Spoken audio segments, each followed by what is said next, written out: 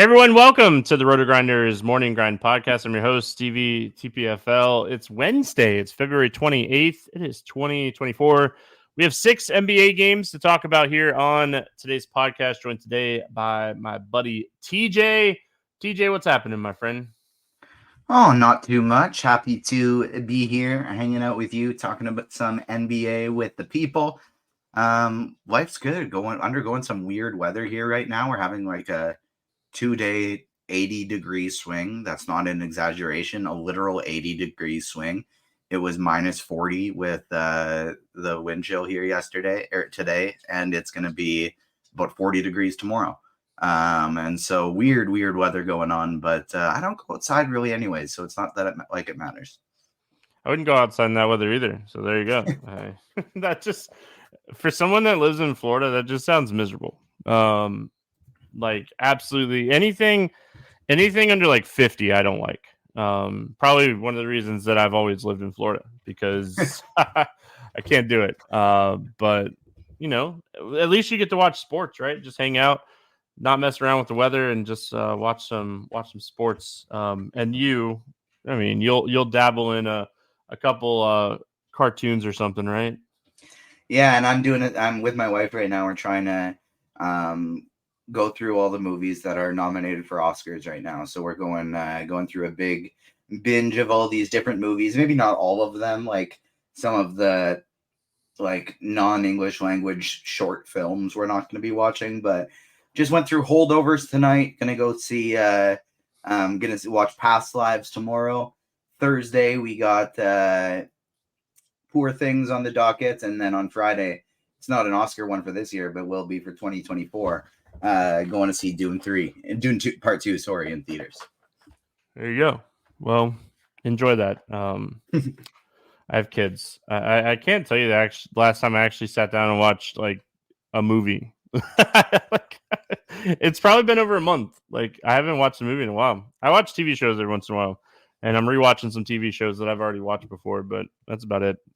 What's up, YouTube? Hope you're having a fantastic Tuesday night. Let's get into it. We got like I said, 6-game slate. Over half the teams are on back-to-backs, which is always fun for a first look podcast. And we got the 9 o'clock and the 10 o'clock game. So there you go. Dallas at Toronto, 241.5 total in this one. Dallas is a 2.5-point favorite. They are on a back-to-back in this one. And then on the Toronto side, Jakob Poeltl is questionable, left the game the other night after just absolutely smashing in the first half. Let's go Dallas here first. We expect Exum to be doubtful here. I think everybody else kind of plays. I don't think there's a reason for these guys to sit. What are your thoughts here on the Mavs? Yeah, obviously if we happen to get one of Kyrie or Luka sitting on a back-to-back, obviously it makes the other one the top play on the slate. As it stands right now, there's enough injuries on the board. We might end up getting enough value where Luka becomes very much in play, and as long as you can afford him, he's the best option on the slate. 9,300 for PJ Washington, I think, is totally reasonable and keeps him in for Kyrie Irving. I think I said PJ Washington, but Kyrie Irving, I meant to say, keeps him squarely in play. I don't really think I want to play anyone else. Luke had a bonkers game on Tuesday. I think he had like 45, 15 or 14 and like 9 missed triple-double by a rebound. And I don't know if you saw it, but like Max Strus hit like a half-court, like I call it a heave, I guess. It wasn't even like a full-on shot to beat the Mavs in that like nail-biter there. So big game for Luka. He's always like the ceiling play on this Dallas team. He just has so much ceiling. And Gafford, his minutes have kind of gone away since Lively's come back. Kleber's been playing good.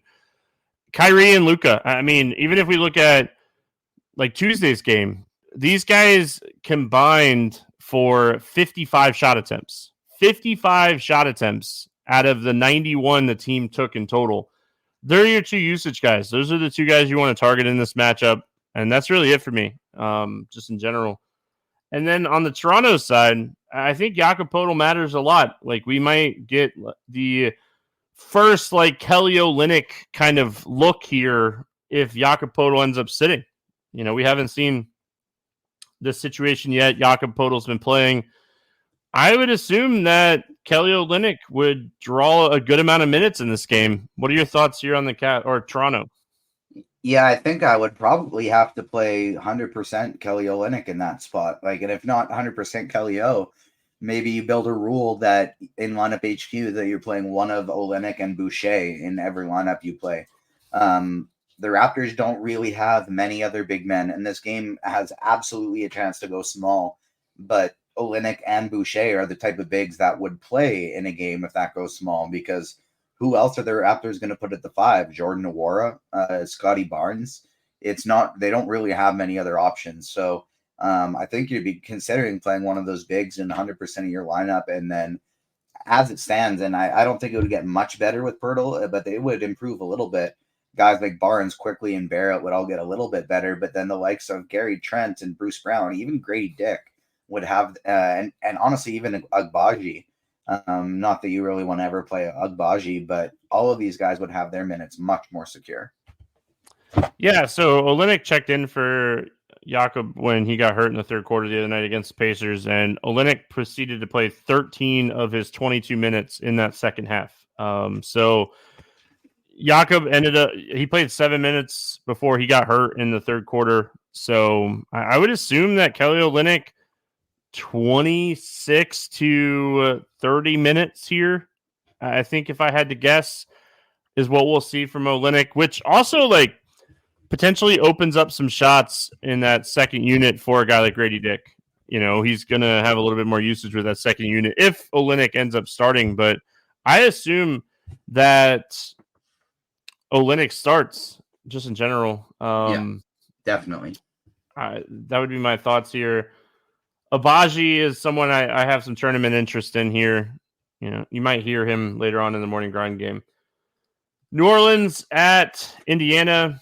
This game has a 241.5 total, and the Pacers are a 5.5 point favorite. It's a back-to-back for New Orleans. They did not have CJ McCollum on Tuesday. He was out in that one. And then on the Pacers side, McDermott is out, and Nesmith is questionable. Let's talk Pelicans first. What do we like here for New Orleans? So much of this really, to me, just depends on who sits and who plays, because Zion's been sitting back-to-backs. Brandon Ingram has been dealing with an injury. We don't know if McCollum's going to be back yet. And it's Indiana, the team that plays at one of the fastest paces in basketball. So this could end up being the very best spot for value on the slate. Obviously, Alvarado is still out with his suspension. There's no Dyson Daniels. So they're really limited at the guard position. If Ingram doesn't play on the second half of the back-to-back, or Zion, that's going to mean heavy minutes for Jordan Hawkins. If Zion sits on the second half of the back-to-back, we might see Najee Marshall at 7,400 look like a really good value. At 3,400 look like a really good value play. And Herb Jones, Trey Murphy, they'd obviously look way better too. And JV would look really good because Miles Turner on the other side is somebody he can kind of keep up with from a foot speed standpoint. Yeah, so Brandon Ingram in the first quarter went to the locker room with an ankle injury, came back and ended up playing 34 minutes. Ankle injuries are always tough. They're always more painful the next day. He could potentially sit, like you mentioned, Zion could potentially sit. I mean, we saw Trey Murphy have a really good game, shot the ball really well from three on Tuesday night. I think Murphy very much in play if those guys sit. I think CJ McCollum comes back. Like if BI and Zion sit, I think McCollum tries to play in this one. And that might have been the plan all along. Herb Jones, he would get a certain, a good amount of run. I don't know if I trust the Larry Nance role, but Murphy, McCollum, and Jones would be in play for me. And Murphy would probably be my favorite if these guys end up sitting. If they all play, I don't have a ton of interest. If McCollum's out, I think you can go back to Trey Murphy. Great spot. If we could realistically end up seeing a situation where we get McCollum, Ingram, and Zion all out.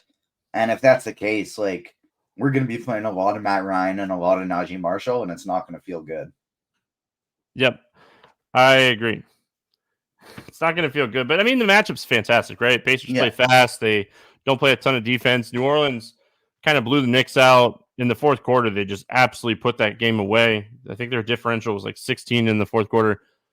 Going to the Pacers side, I mean, I keep saying it, right? Like, if Nesmith keeps missing games, we just keep playing Mathurin. He's just been absolutely crushing with Nesmith out. He had 34 actual points against Toronto the other night. Obviously, I have some interest in Halliburton, and I have some interest in Siakam and Turner, but Mathurin continues to be the guy for me if Nesmith sits again. Yeah, I agree with you. He'd probably be the top option. I would have Halliburton maybe a little bit closer to him just because I do love that ceiling he can have. And Mathurin, I would worry a little bit, if he isn't hot from the three-point line, if he's not shooting the ball really well. If he can get there now that price tag is rising. Like, don't get me wrong, he's been rebounding the ball so well. He's been getting assists. He's been playing absolutely fantastic. But just as that price keeps going up,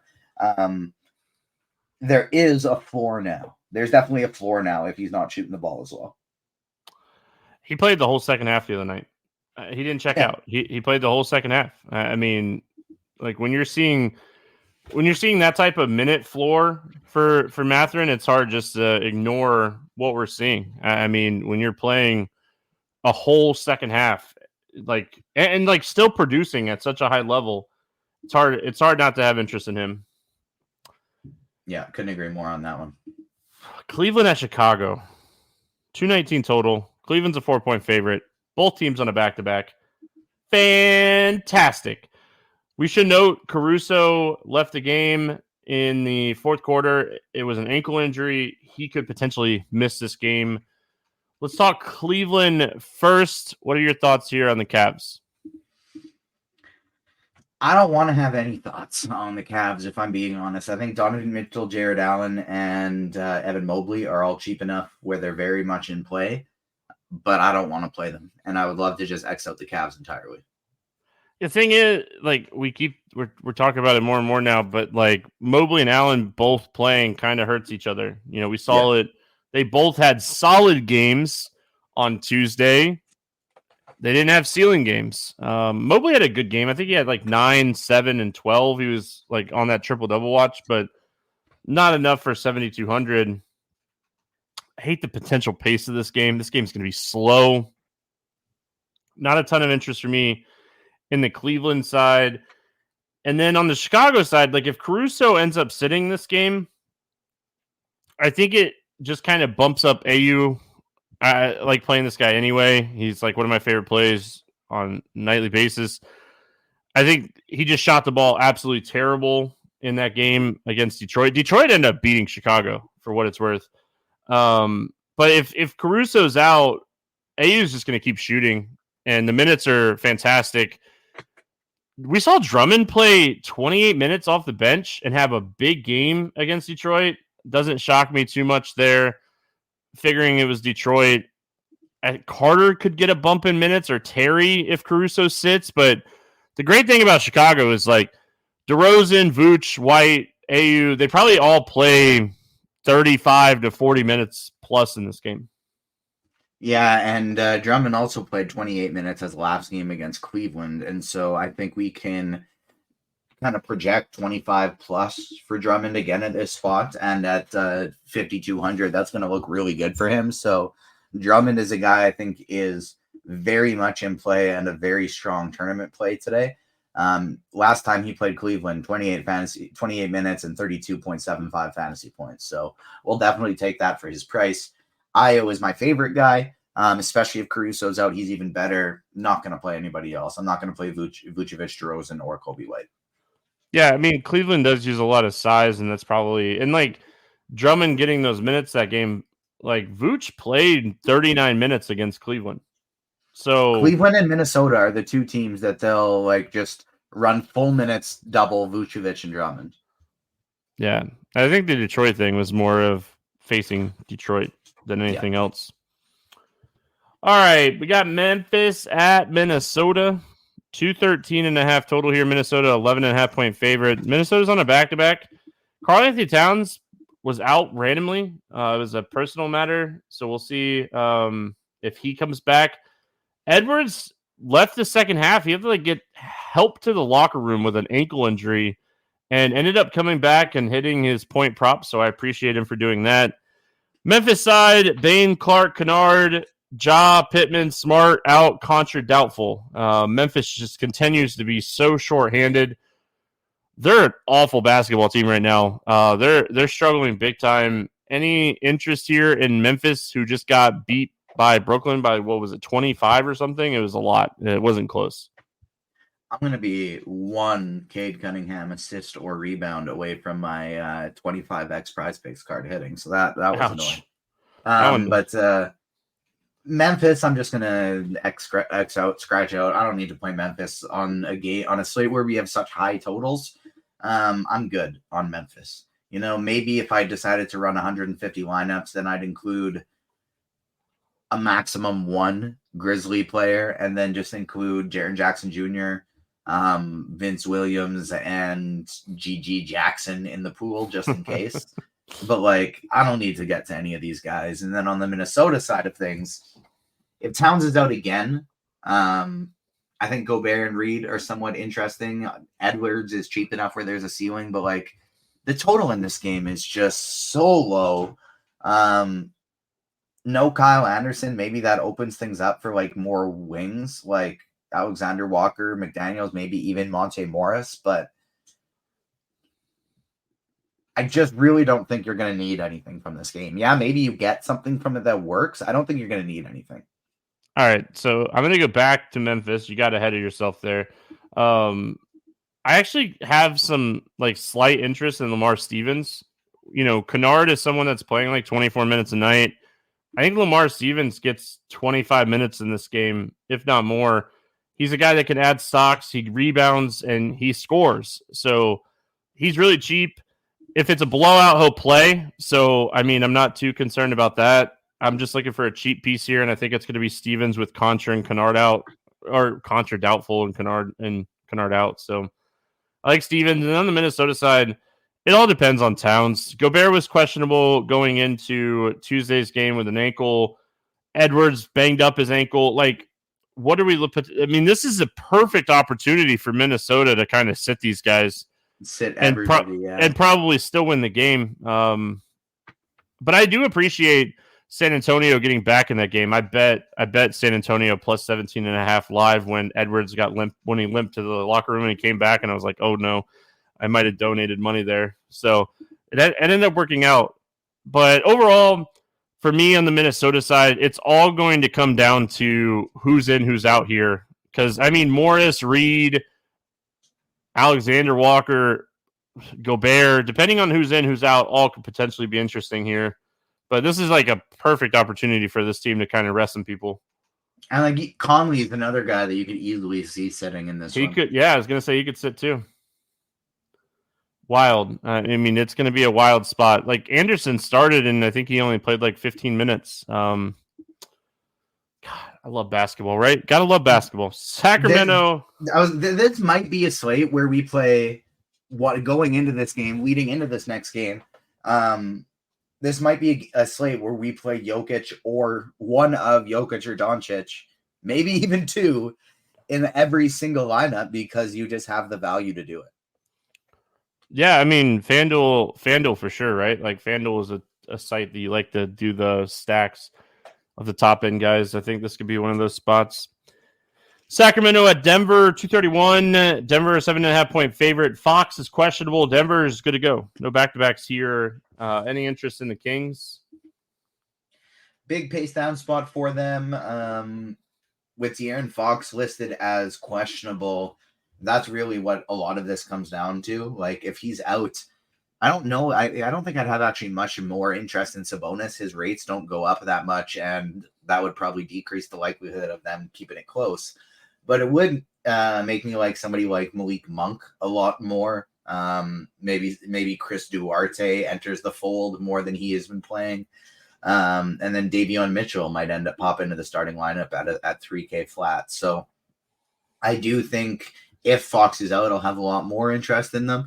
If Fox is in, it would be just because it's a small slate and we're going to have a lot of value. I'll play some Sabonis, I'll play some Fox, but basically just 4 run backs in my Jokic lineups. Yeah, I mean Sabonis and Fox. If Fox sits, I mean Monk and Murray are fantastic plays here. I don't even mind getting some exposure to like Kevin Huerter. A lot of shots going to be going around in this spot.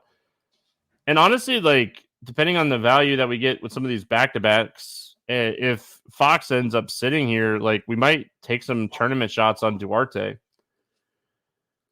Don't feel good about it. Denver side of this one, I mean, Jokic and Murray. I feel like Murray is someone that might go overlooked on the slate just because like Jokic is such a good play. But I think that Murray is actually really nice price tag wise. Yeah, that price has gone down quite a bit for him. Anytime he's below 8K, I want to play him as much as possible. So I like the Jamal Murray call quite a bit. And then, like we've talked about a lot, we're going to have a value. Jokic's last 3 games, 72, 78, and 90 DK points.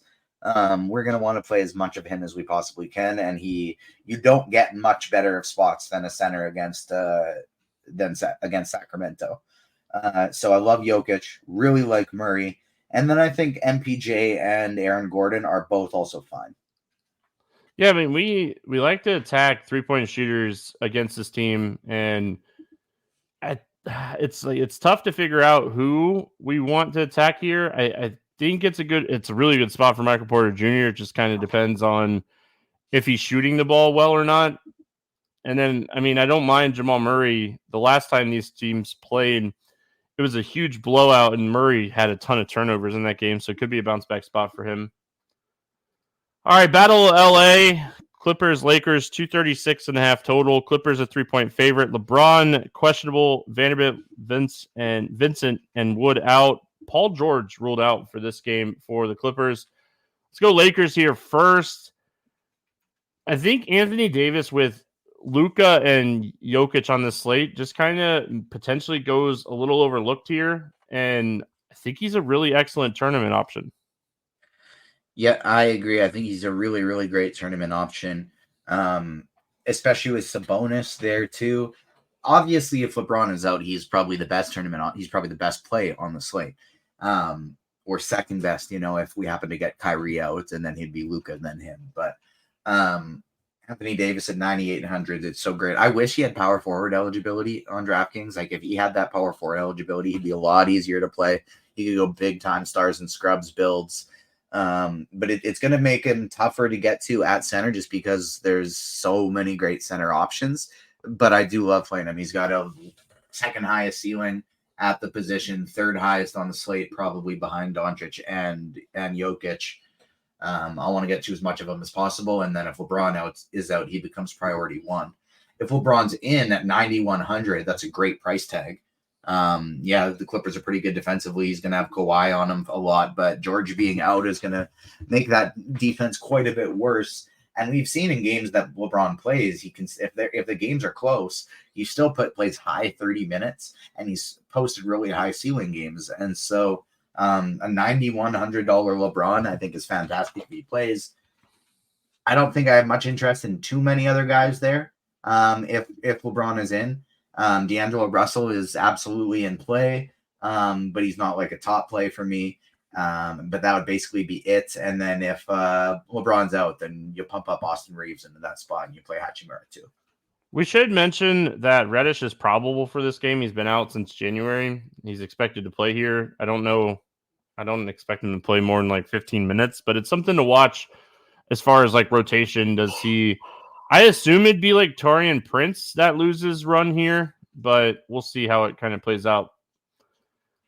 Clippers side, I mean, I think it's a slate where you just fire up Kawhi and Harden with no Paul George here. You could potentially take some shots on Zubac, Westbrook, and Powell as well, but I mean, no Paul George definitely makes me want to get Leonard and Harden in lineups here. Little Westbrook revenge if you're playing a lot of lineups. I think it's fine, but it's definitely Harden and Leonard as the 2 top priorities. Zubac is one of my favorite tournament plays on the slate. Anytime the other team has a 7-footer, I love playing Zubac, and that's obviously the case with Anthony Davis. They don't have anybody else who's going to be able to cover him, and so I want to play quite a bit of Zubac. As long as he stays out of foul trouble, he should put up a big game.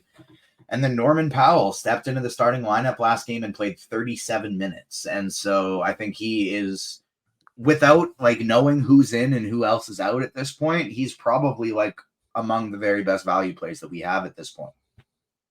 Yeah, with Powell, moving into that starting lineup, it's definitely going to open up some usage for Westbrook. But I think Norman Powell is a very chalky value play on the slate. I think he's going to be very, very chalky here. I like Kawhi, I like Harden, and I like Powell. That's how I'm kind of attacking the Clippers. We got through that one fast. I feel like we went through those games quick, but I feel like I don't even want to like put this out in the universe, but I feel like it's a pretty straightforward slate. So that means we're going to get like 10 people ruled out tomorrow after I get done doing premium content. That's how it works. Let's play the morning grind game, and then we'll get out of here. Favorite play under 5K to go 7X. Who do you got? Norman Powell. Yep. I don't disagree with you at all. I figured you were going to bring him up, and I still didn't write down a second option. Shame on me for doing that. I think I'm going to go Olynyk just because I think Jakob Poeltl ends up sitting.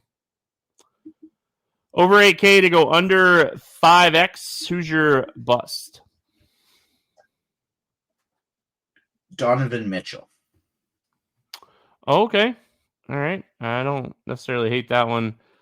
I think this is a tough question today. I think a lot of these guys potentially get there. I'm going to go Scotty Barnes. I like Scotty. Yeah, I like Scotty Barnes a lot. He's one of my favorite plays when it comes to DFS just in general. I just don't know how much Scotty Barnes I get. I really like some of these plays around Barnes today. Halliburton, Kyrie, Leonard, Harden. So it's just going to be tough for me to get to him today. Favorite 6X play? Who do you got?